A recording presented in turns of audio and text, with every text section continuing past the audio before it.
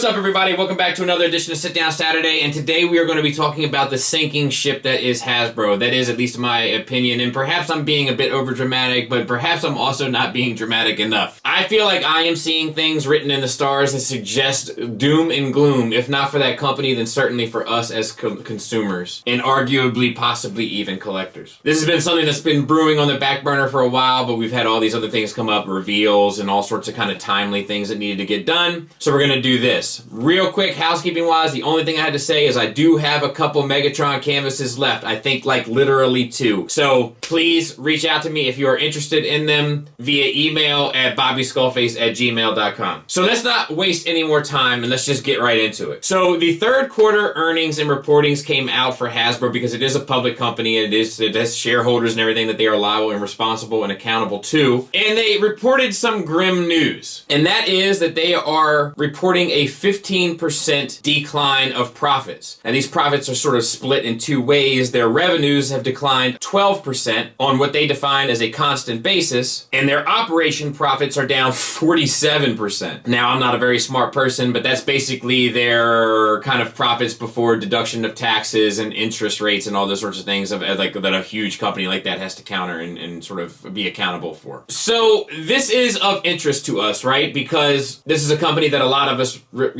buy and collect and consume and are appreciative of in some regard. Even me, while I don't partake really in the Transformers at all, I buy their G.I. Joes, I buy their Marvel Legends, I buy their Star Wars Black Series. Like, I'm committed to a lot of their lines. I'm a fan. So I thought it might be worthwhile to take a look at some of the things going on out there in the ether and look at how it's affecting us and also perhaps how it's affecting them. And I'm going to start with Star Wars Black Series. Now, while I think they are making some pretty good decisions with their vintage collection, not 100% good decisions, but perhaps better decisions, when it comes to their Black Series, I truly think that they are losing their identity as to what that franchise is, was, or should be. One of the beautiful things about Black Series, and one of the things that made it stand out over time, was their incredible, unique sculpts, molds, and paint jobs. At the same cost as a Marvel Legend that's pretty much shared the same $6. And when I say bucks, I mean molds. Black Series, on the other hand, had vastly unique molds across the boards, from humans to aliens, creatures to monsters, droids, etc. And they had a very diverse assortment through time.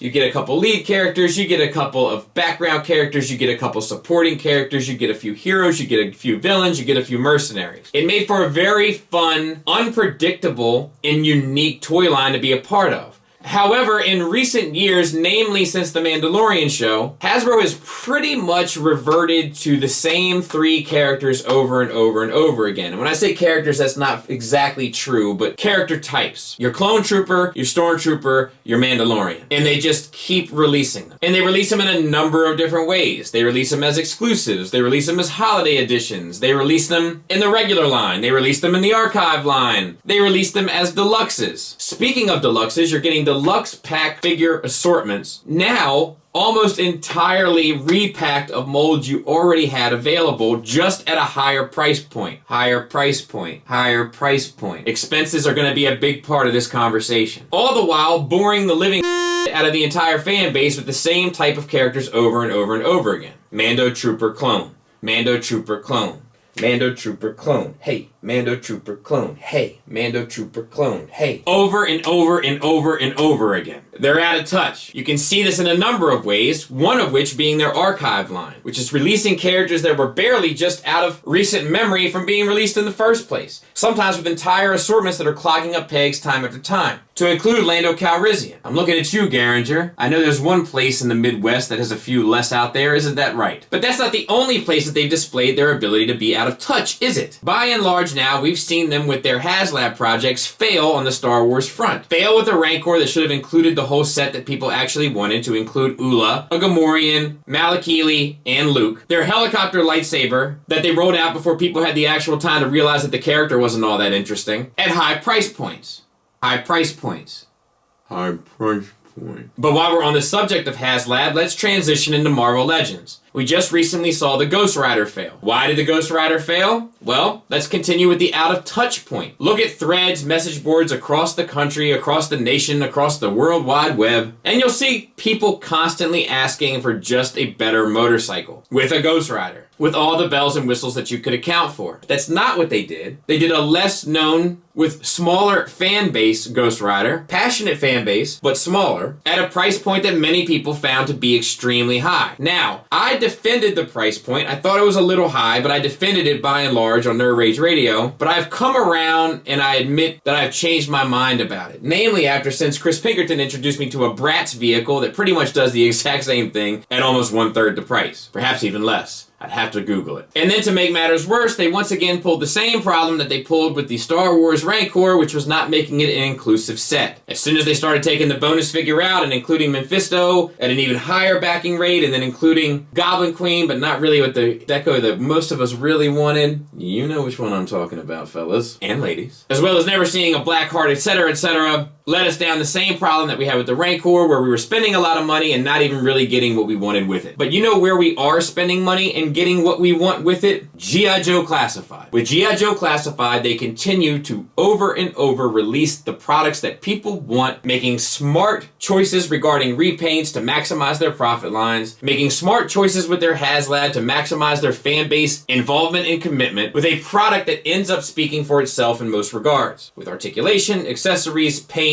and material at very inclusive price points for the most part. But you know where price points are not inclusive? At a place that's magical in many ways, where people gather. And when I say gather, I mean around a small table, or perhaps big table depending on your community base, with small little cardboard-esque trading cards where you can play a role-playing game. That's right, Magic the Gathering. A huge franchise in the Hasbro umbrella, who just recently announced their 30th anniversary Magic the Gathering celebration to include packs of cards. Now, don't quote me on all this because I'm not 100% up on it and I don't know anything about Magic the Gathering really, but my buddy Joe KW is super into it and he has forwarded me a lot of this information. But they include these packs of cards that are randomized that are supposed to make up the original Magic the Gathering trading cards from 30 years ago. They have different backs so you can't actually play them in the game. They're non-playable, but it's supposed to be a celebration of where the franchise once was and how it has grown, evolved, and changed into what it has become. And they're selling this to you for $1,000. Trading cards. Newly made, non-playable, for $1,000. More expensive than a Sideshow premium format statue. More expensive than 2 to 3 to 4 Hot Toys. $1,000. Now, I don't want to get into the ins and outs of that because I don't really know a whole lot about Magic the Gathering, but I do know that asking that price point for a card set that's being produced right now is pure trash. Why? Because you are alienating your fan base. Your fan base that's buying packs of cards at a game store now has to buy a $1,000 thing to celebrate the franchise that they are supporting for you to maximize profits at a higher price point. A higher price point. A higher price point. But not a price point that the average Magic the Gathering fan signed up for. Which brings us to Transformers. Shout out to Scott M. This dude has terrible luck with me, or I have terrible luck with him, or perhaps I just have terrible luck. But he recently sent me a Kingdom Rodimus just for the sole sake pretty much of this conversation,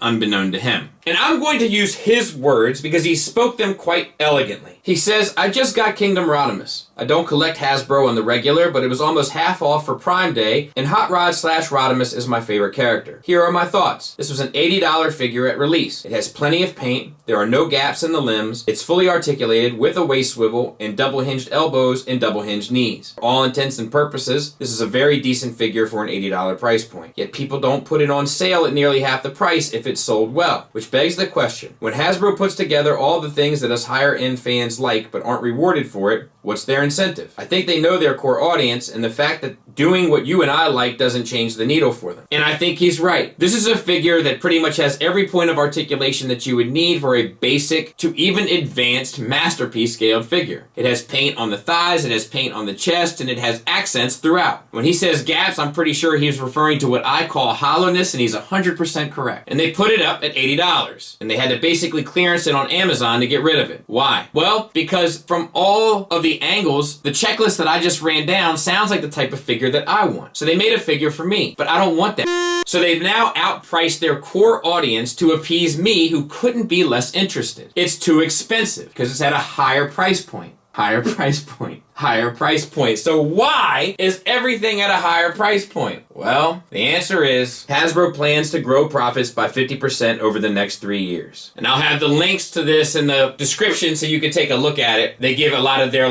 cost benefit scenarios. They address licensing in it. I'm sure licensing fees for stuff like Marvel and Star Wars is outrageous. They express interest in multimedia stuff with Transformers and My Little Pony, etc., etc. They talk about taking Dungeons and Dragons, which is one of their few properties that they own that they actually don't bleed their fandom dry. They mainly just put out the books and people buy them and they're relatively content. But now they're going to move to a digital platform so that you have to make probably microtransactions in order to continue. They don't realize with their increasing price points that they're now competing with SH Figuarts and Mafex and companies that are of the like in the opposite way that they used to. Because as they close the gap in price, the quality starts to stand out more on those imported releases. And I don't mean to say that all of their stuff is awful or sinking or whatever. I just think that there's enough. If you look at Nerf's super popular. Magic the Gathering is on track to be their first billion-dollar franchise, probably because they're charging people $1,000 for some pieces of card or pieces of paper. But from my perspective, looking at the field, I don't know that they have much under control at the moment. And all signs seem to be pointing towards that ship going down if they don't change their course of direction. They can't stay stagnant here. You can't steer a parked car, as they say. They have to get moving, and they have to make some decisions that puts them back on track. It's ironic that I feel like in some ways they're producing some of the best stuff ever. Their Transformers, I think, is some of the best that they've done in recent years. Their G.I. Joe line, I think, is incredible. I think their Marvel Legends, specifically their movie stuff, is outstanding. But at the same time, they seem to be in the most trouble. The truth is that they may not be able to afford to produce this stuff at the level that I want or the level that impresses me. If the previous stuff impressed you, they might need to be making more stuff for you in order to be successful. But it might alienate me. But I don't think I make up their core audience or the majority of their fan base. And that's why I say they're in pretty big trouble. Now, I expect that their fourth quarter earnings will be better with Christmas and everything, but overall, they are on a consistent decline. And if you don't think that matters, ask their shareholders. Thanks for listening. Thanks for watching. Until next time, take care.